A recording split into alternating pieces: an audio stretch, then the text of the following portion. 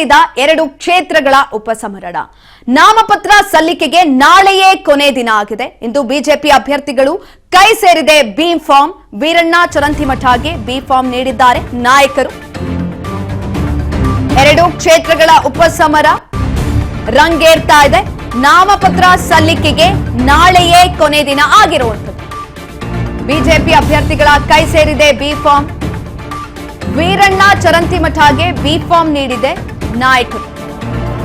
BJP ರಾಜ್ಯ ಕಾರ್ಯದರ್ಶಿ ಶರಣು ತಳ್ಳಿಕೇರಿಯಿಂದ ವಿತರಣೆ ಮಾಡಿರುವಂತದ್ದು. ಬಾಗಲಕೋಟೆ ಬಿಜೆಪಿ ಅಭ್ಯರ್ಥಿ ವೀರಣ್ಣ ಚರಂತಿಮಠಗೆ ಬಿ ಫಾರ್ಮ್ ಅನ್ನು ಕೊಡಲಾಗಿದೆ.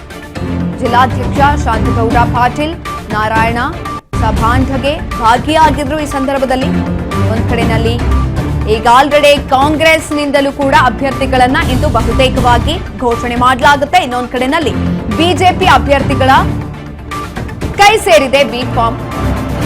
ವೀರಣ್ಣ ಚರಂತಿಮಠಗೆ ಬಿ ಫಾರ್ಮ್ ಅನ್ನ ನೀಡಿದೆ ನಾಯಕರು.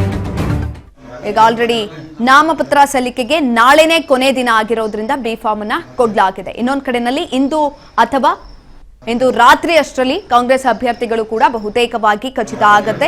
ಹೈಕಮಾಂಡ್ ಇಂದ ಆ ಒಂದು ಸೂಚನೆಯನ್ನ ಕೂಡ ಕೊಡಲಾಗುತ್ತೆ. ಇನ್ನೊಂದು ಕಡೆನಲ್ಲಿ ಬಿ ಫಾರ್ಮ್ ಅನ್ನ ಕೊಡಲಾಗಿದೆ.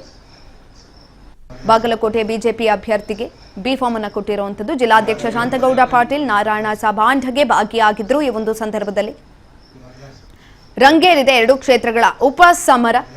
ಕಣ ಅನ್ನೋದು ಏನಾಗುತ್ತೆ ಅನ್ನೋದನ್ನ ಕಾದು ನೋಡ್ಬೇಕಾಗಿದೆ. ಯಾಕಂತ ಅಂದ್ರೆ ಕಾಂಗ್ರೆಸ್ಗೆ ಇದನ್ನ ಶತಾಯಗತಾಯ 2 ಕ್ಷೇತ್ರಗಳಲ್ಲೂ ಕೂಡ ಗೆಲ್ಲಲೇಬೇಕು. ಯಾಕಂತ ಅಂದ್ರೆ 2 ಕ್ಷೇತ್ರಗಳಲ್ಲೂ ಕೂಡ ಹಿಂದೆ ಇದ್ದಿದ್ದಂಥದ್ದು ಕಾಂಗ್ರೆಸ್ ಪಕ್ಷ. ಹಾಗಾಗಿ ಈ ಬಾರಿ ಯಾವುದೇ ಕಾರಣಕ್ಕೂ ಕೂಡ ಬಿಟ್ಕೊಡ್ಬಾರ್ದು. ಇಫ್ ಇನ್ ಕೇಸ್ ಬಿಟ್ಕೊಟ್ರೆ ಒಂದ್ ಕಡೆನಲ್ಲಿ ಆಡಳಿತ ಪಕ್ಷ ಕೂಡ ಕಾಂಗ್ರೆಸ್ ಇರೋದ್ರಿಂದ, ಇನ್ನೊಂದ್ ಕಡೆನಲ್ಲಿ ನಿಧನರಾದವರು ಕೂಡ ಕಾಂಗ್ರೆಸ್ ಪಕ್ಷದವರೇ. ಹಾಗಾಗಿ ಶತಾಯಗತಾಯ ಇದನ್ನ ಕಾಂಗ್ರೆಸ್ ಈ ಬಾರಿನೂ ಕೂಡ ಗೆಲ್ಲೇಬೇಕಾಗಿದೆ. ಆದ್ರೆ ಬಿಜೆಪಿ ಅದನ್ನ ಬಿಟ್ಕೊಡುತ್ತಾ ಇಲ್ಲ.